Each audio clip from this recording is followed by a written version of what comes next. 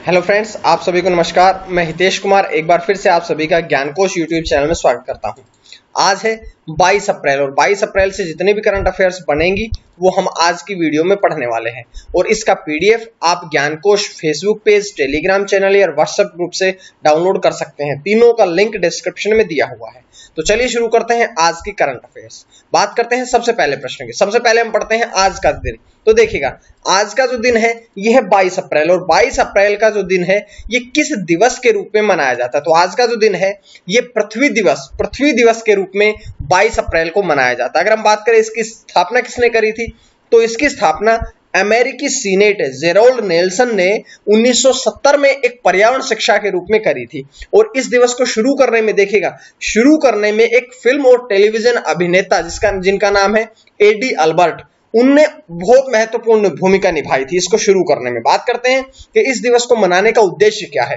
तो इस दिवस को जो मनाने का उद्देश्य है वो है पर्यावरण तथा पृथ्वी का संरक्षण करना, कि हमारी पृथ्वी जो है इस पृथ्वी का बचाव करना ही, संरक्षण करना ही इस दिवस को मनाने का मुख्य उद्देश्य है। अब हम बढ़ते हैं एक एक करके प्रश्नोत्तर की तरफ। तो सबसे पहला प्रश्न आप सभी की स्क्रीन पे है कि सैनिकों के लिए ऑक्सीजन वितरण प्रणाली किसके द्वारा विकसित करी गई। अब देखिएगा, जो भारत देश के सैनिक है इन सैनिकों के लिए भी ऑक्सीजन वितरण प्रणाली जो है ये किसके द्वारा विकसित करी गई है। तो चार ऑप्शन आप लोगों के पास है। यहां से देखिएगा, आप लोगों के पास चार ऑप्शन है।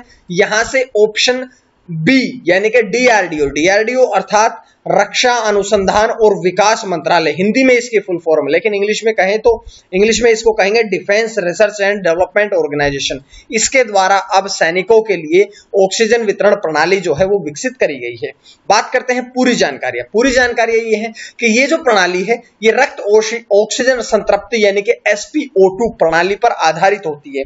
और कोरोना वायरस में शरीर में ऑक्सीजन का स्तर 94% से अगर कम होता है तो ये खतरनाक होता है, क्योंकि देखिएगा देश में पूरी तरह से कोरोना वायरस फैला हुआ है और इस कोरोना वायरस के जो सीधे लक्षण आते हैं, सबसे ज्यादा जो हानि क्षति पहुंचाने का कारण है वो यही है कि व्यक्ति की जो सांसें हैं, व्यक्ति की जो ऑक्सीजन है उसमें कमी पड़ जाती है और इसी के कारण व्यक्ति की मृत्यु भी हो सकती है।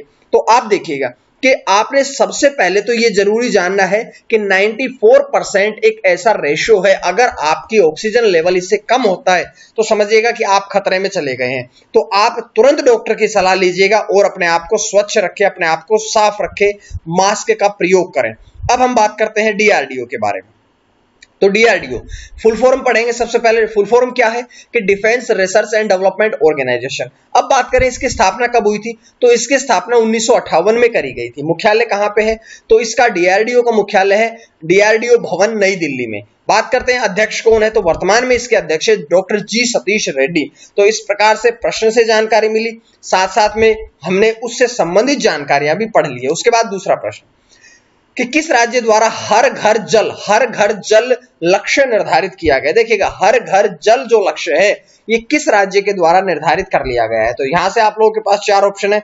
यहां देखिएगा, पंजाब राज्य ऐसा है, यानी कि ऑप्शन सी, पंजाब राज्य जो है इसने अब लक्ष्य निर्धारित किया है कि हर घर जल, प्रत्येक घर में पीने के पानी के, स्वच्छ पानी की आपूर्ति करने का लक्ष्य जो है वो पंजाब सरकार, पंजाब राज्य के द्वारा निर्धारित किया गया है। बात करते हैं पूरी जानकारी।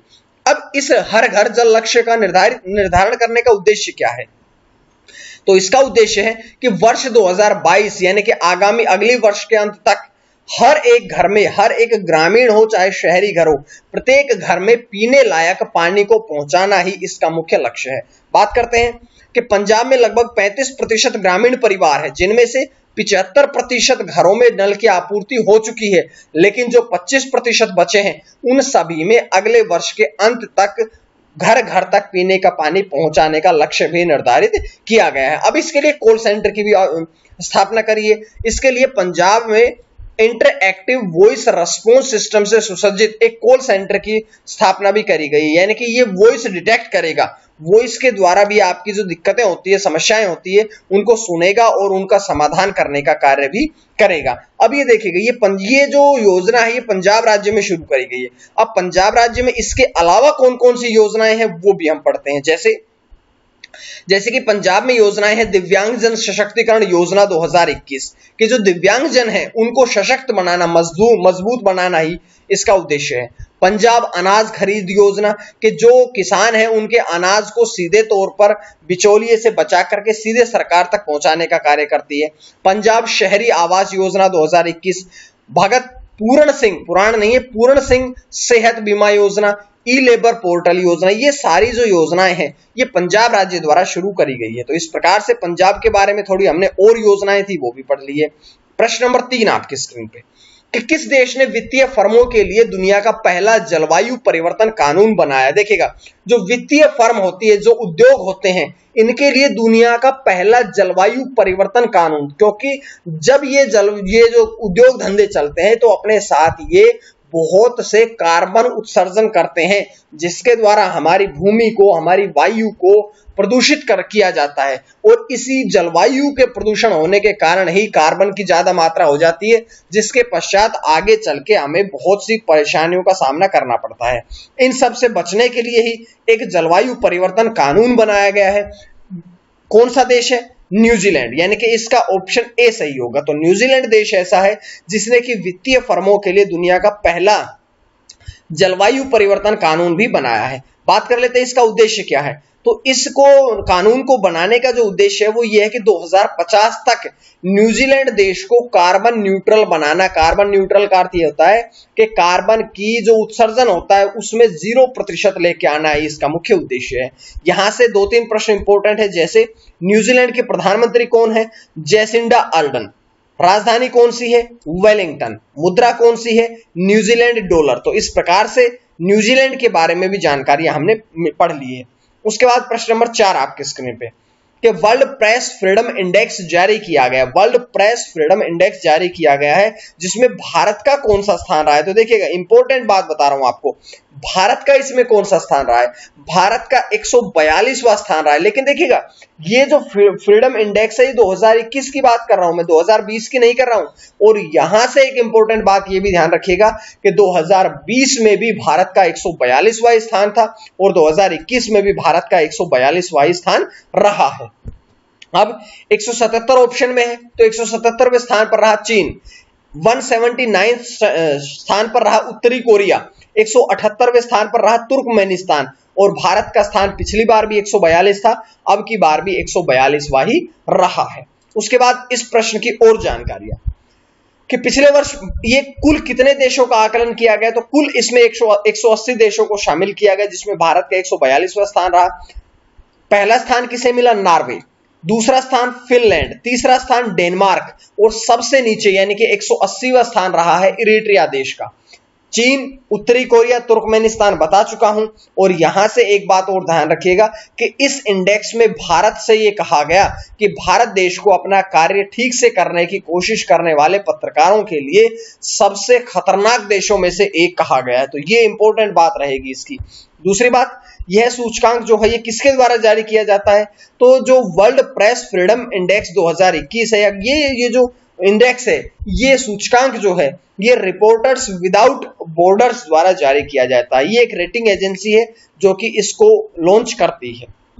उसके बाद है 5वां प्रश्न कि पर्यटक गतिविधियों को निलंबित करने के लिए करने का निर्णय किसके द्वारा लिया गया। जो पर्यटक गतिविधियां होती है, यानी कि आप जो पर्यटन आते हैं बाहर से राज्य में, केंद्र शासित प्रदेश में, देश में घूमने के लिए, अब उन सभी पर्यटकों को निलंबित करने का अर्थ यह है कि उन सभी पर्यटकों को रोक दिया गया है कुछ दिनों के लिए, क्योंकि कोरोना वायरस महामारी जो है वो बहुत ज्यादा फैल रही है। तो इसलिए किसने इनको निलंबित करने का निर्णय लिया है? तो ये निर्णय लिया गया है अंडमान निकोबार द्वीप समूह द्वारा। लेकिन एक बात और ध्यान रखिएगा, मैंने कल आपसे क्या कहा था? कल मैंने ये कहा था कि मेघालय भी ऐसा कदम पहले उठा चुका है, लेकिन मेघालय के बाद अब जो ये गतिविधियों को निलंबित करने का निर्णय लिया है वो लिया है अंडमान निकोबार द्वीप समूह द्वारा। क्यों लिया गया है? क्योंकि कोरोना वायरस का प्रसार एकदम से बहुत ज्यादा फैल रहा है। इसी को ध्यान में रखते हुए कोरोना वायरस को रोकना है, कोरोना वायरस को हराना है, इसलिए अंडमान निकोबार द्वीप समूह ने भी ये कदम उठाया है। अंडमान निकोबार द्वीप समूह से 2-3 प्रश्न इंपॉर्टेंट है। राजधानी कहां है? तो अंडमान निकोबार की जो द्वीप समूह की जो राजधानी है वो है पोर्ट ब्लेयर। पोर्ट ब्लेयर जो है वो अंडमान निकोबार द्वीप समूह की राजधानी है। बात कर लेते हैं जिले कितने हैं। तो अंडमान निकोबार द्वीप समूह में 3 जिले हैं उपराज्यपाल कौन है? एडमिरल देवेंद्र कुमार जोशी जो है वे अभी अंडमान निकोबार द्वीप समूह के उपराज्यपाल हैं। तो पूरी जानकारी हमें इस प्रकार से हमें 5वें प्रश्न से मिलती है। अब है आज का प्रश्न। 5 प्रश्नों के बाद हम पढ़ते हैं आज का प्रश्न कि मेधावोलु नरसिम्हम का निधन हुआ है। वे RBI reserve bank of India के कौन से नंबर के गवर्नर थे? कौन से नंबर के गवर्नर थे? वर्तमान में तो शक्तिकांत दास है, लेकिन ये पूछा गया है कि अब उनका जो निधन हुआ है मेधावोलु नरसिम्हम का, वे RBI reserve bank of India के कौन से नंबर के गवर्नर थे? तो आपने जवाब देना है सही सही। उसके पश्चात हम बढ़ते हैं कल के प्रश्न की तरफ। तो कल मैंने आपसे पूछा था कि भारत ने टीकाकरण के तीसरे चरण की शुरुआत करने की घोषणा करी गई है। तीसरा जो चरण है ये 1 मई को शुरू होगा, क्योंकि और इस चरण की खास बात ये रहेगी कि इस चरण में जो 18 वर्ष से अधिक आयु के हैं उन सभी को कोरोना वायरस की वैक्सीन लगाई जाएगी। तो इसकी ये खास बात रहेगी। उसके पश्चात हम बढ़ते हैं प्रश्न नंबर 6 की तरफ। केंद्र सरकार ने किस दवा के आयात पर शुल्क माफ किया है? ऐसा केंद्र सरकार, भारतीय केंद्र सरकार ने कौन सी दवा के आयात पर मंगवाने पर जो शुल्क होता है, जो आयात शुल्क होता है, वो माफ करने की घोषणा करी है? तो ऐसी दवा है रेमडेसिविर। ऑप्शन ए जो है वो इसका सही रहेगा। बात करते हैं पूरी जानकारी है इसकी, क्योंकि ये जो दवा है ये सबसे इंपॉर्टेंट होती है कोरोना वायरस के रोगियों के लिए। कोरोना वायरस के रोगियों के लिए सबसे जो जरूरी दवा है वो रेमडेसिविर होती है। ठीक है, उसके बाद ध्यान रखिएगा कि ये जो आदेश है ये अब से लेकर के आगामी 31 अक्टूबर 2021 तक ये लागू रहेगा। तो पूरी जानकारी मैंने आपको यहां से दी है। उसके बाद प्रश्न नंबर 7 आपकी स्क्रीन पे कि भारत वियतनाम रक्षा सहयोग एक्सपो कब आयोजित किया गया? तो 4 ऑप्शन आप लोगों के पास है। यहां से 20 अप्रैल यानी कि जो डी ऑप्शन है, 20 अप्रैल को भारत और वियतनाम रक्षा सहयोग एक्सपो जो था वो आयोजित किया गया था। तो ये जानकारी आपको यहां से मिलती है, लेकिन थोड़ी जानकारियां और भी हैं कि वेबिनार की ये जो एक्सपो आयोजित किया गया था, ये जो वेबिनार आयोजित किया गया था, इसकी विषय वस्तु क्या थी? तो इसकी विषय वस्तु थी भारत वियतनाम रक्षा आयोग जो सहयोग जो थी वो इसकी विषय वस्तु रही। उसके बाद इसका उद्देश्य क्या निर्धारित किया गया कि 2025 तक, आगामी 4 वर्षों तक रक्षा निर्यात को बढ़ावा देना ही इसका मुख्य उद्देश्य था। अब ये भारत और वियतनाम के बीच में आयोजित हुआ। तो वियतनाम के बारे में बात करते हैं। राजधानी क्या है? हनोई। राष्ट्रपति का नाम क्या है? गुयेन फुआन कुक। और प्रधानमंत्री का नाम क्या है? फाम मिन चिन। तो ये उनके राष्ट्रपति, प्रधानमंत्री सबका नाम मैंने आपको बताया है। उसके बाद अगला प्रश्न नंबर 8 आपकी स्क्रीन पे आता है कि बैकार्डी इंडिया ने अपना मार्केटिंग डायरेक्टर किसे नियुक्त किया है? बैकार्डी इंडिया जो है इसने अपना मार्केटिंग डायरेक्टर जो नियुक्त किया है, 4 ऑप्शन आप लोगों के पास है। यहां से देखिएगा किसे अपना बैकार्डी इंडिया ने अपना मार्केटिंग डायरेक्टर नियुक्त किया है। तो यहां ऑप्शन बी में देखिएगा जिनाह विलक्सीम जो है उनको अब बैकार्डी इंडिया ने अपना मार्केटिंग डायरेक्टर नियुक्त किया है। बात करते हैं कि जिनाह जो है वे 4 वर्ष पहले बेवार की स्कॉच विस्की के वैश्विक ब्रांड निदेशक के रूप में बैकार्डी में शामिल हुई थी। वे ऐसी महिला है जो कि 4 साल पहले, बैकार्डी जो है मुख्य रूप से वाइन शराब बनाने वाली कंपनी है जिनमें 4 साल पहले जिनाह जो थी वे शामिल हुई थी। अब बात करते हैं बैकार्डी के बारे में। बैकार्डी जो है इसकी स्थापना 4 फरवरी 1862 में करी गई थी। मुख्यालय कहां पे है? हैमिल्टन, जो कि बरमूडा में है। सीईओ कौन है? महेश माधवन जो है वे बैकार्डी के वर्तमान में सीईओ है, यानी कि मुख्य कार्यकारी अधिकारी हैं। तो बात करते हैं अपना 9वें प्रश्न की तरफ कि नवंबर 2021 में T20 विश्व कप फाइनल की मेजबानी कौन सा स्टेडियम करेगा? विश्व कप जो कि अक्टूबर नवंबर 2021 में आयोजित होने वाले हैं T20, अब उनका जो फाइनल मैच होगा उसकी मेजबानी कौन सा स्टेडियम करेगा? तो देखिएगा, मैं आपसे इससे पहले बताऊं कि भारत के 8 स्टेडियम में इनका आयोजन होगा, लेकिन कौन सा स्टेडियम करेगा? नरेंद्र मोदी स्टेडियम, जो कि विश्व का सबसे ज्यादा क्षमता वाला स्टेडियम है, जो कि अहमदाबाद में है, जो पहले मोटेरा स्टेडियम के नाम से जाना जाता था, सरदार वल्लभ भाई पटेल के नाम से जाना जाता था, और इसी स्टेडियम में अब इसके फाइनल मैच की मेजबानी होगी। बात करते हैं कि अहमदाबाद का विश्व का दुनिया का सबसे बड़ा क्रिकेट स्टेडियम जो है वो नरेंद्र मोदी स्टेडियम है। इसमें अक्टूबर नवंबर 2021 में T20 विश्व कप का आयोजन किया जाएगा और 8 स्थानों पर इसकी मेजबानी करी जाएगी। कौन कौन से? दिल्ली, मुंबई, चेन्नई, कोलकाता, बेंगलुरु, हैदराबाद, अहमदाबाद और धर्मशाला। तो यहां पर इसका आयोजन किया जाएगा। बात करते हैं नरेंद्र मोदी स्टेडियम के बारे में। देखिएगा, इसका पहले नाम सरदार पटेल स्टेडियम यानी कि सरदार वल्लभ भाई पटेल स्टेडियम था, या इसे मोटेरा स्टेडियम के नाम से भी जाना जाता था। लेकिन अभी पिछले महीने ही मैंने आपसे बताया था, अगर आपको वीडियो याद हो तो पिछले 1-2 महीने पहले ही मैंने आपसे कहा होगा कि इसका नाम बदल करके नरेंद्र मोदी स्टेडियम कर दिया गया है। और इसका जो उद्घाटन था 24 फरवरी 2020 को नमस्ते ट्रंप कार्यक्रम के दौरान किया था, जो कि अमेरिका के राष्ट्रपति उस समय डोनाल्ड ट्रंप थे, उन्होंने आकर के इसका उद्घाटन किया था। साथ साथ में इसमें अंतिम जो भारत का मैच हुआ था 2014 में हुआ था, और 2015 के पश्चात से ये स्टेडियम जो था ये बंद था, उसमें काम चल रहा था। और अब 2020 में 24 फरवरी 2020 में इसका उद्घाटन किया गया था। और इसका जो संरक्षण का कार्य है वो गुजरात क्रिकेट संघ के द्वारा किया जाता है। तो पूरी जानकारी आपको इस प्रश्न से मिली।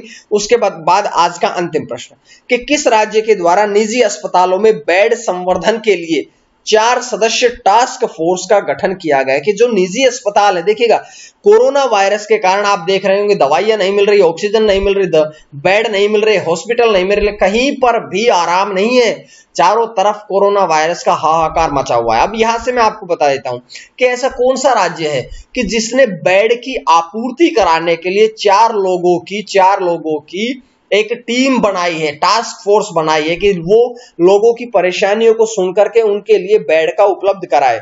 अब ये कौन से राज्य द्वारा करी गई? ये पश्चिम बंगाल सरकार है, पश्चिम बंगाल राज्य में ये घोषणा करी गई। तो इसका ऑप्शन जो होगा वो डी ऑप्शन आपका सही रहेगा। बात करते हैं पूरी जानकारियां कि इसका उद्देश्य क्या है। तो इसका उद्देश्य है कि कोरोना से पीड़ित मरीजों को अस्पताल में बेड की सुविधा उपलब्ध कराना। टीम के अध्यक्ष कौन है? संजय बंसल। संजय बंसल कौन है? वे स्वास्थ्य और परिवार कल्याण विभाग के सचिव है, जो कि इस टीम की अध्यक्षता भी करेंगे। तो इस प्रकार से पूरी जानकारी मैंने आज आपको दी है आज की वीडियो से संबंधित। उम्मीद है आपको पसंद आ रही होगी। और अगर आपको करंट अफेयर्स की ये सीरीज पसंद आ रही है तो आप ज्ञानकोश यूट्यूब चैनल को सब्सक्राइब कर ले। इसके पीडीएफ के लिए ज्ञानकोश नाम से ही टेलीग्राम चैनल है, फेसबुक पेज है, व्हाट्सएप ग्रुप है, साथ साथ में ज्ञानकोश ऐप भी है। आप लोग उसे भी डाउनलोड कर लीजिएगा, इंस्टॉल कर लीजिएगा। सबका जो लिंक है वो लिंक आपको डिस्क्रिप्शन में मिल जाएगा। तो आज के लिए इतना ही। मां सरस्वती की कृपा आप सभी पर बनी रहे। आप सभी का बहुत बहुत धन्यवाद।